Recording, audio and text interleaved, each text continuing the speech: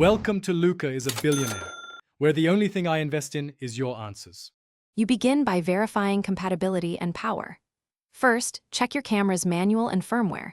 Make sure it explicitly supports external SSDs over USB-C or a dedicated slot. Once done, pick an SSD type that matches the camera. Lower power NVMe is common. SATA may need an adapter. Next, format the drive using the camera's format command or its recommended file system to prevent file errors. Make sure the cable or adapter is high-speed and rated for USB to sustain recording. You now physically connect and configure the recording path. Plug the SSD into the camera's port or a powered adapter. Avoid passive hubs that introduce latency.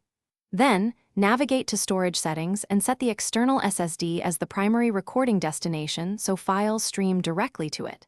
After that, adjust codec, bitrate, and file splitting options to match the SSD's sustained write speed.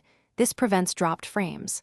Finally, perform a short test recording at target settings to confirm stable throughput and file integrity. You finish by validating reliability and preparing for issues. Record extended takes and watch for dropped frames, errors, or thermal throttling.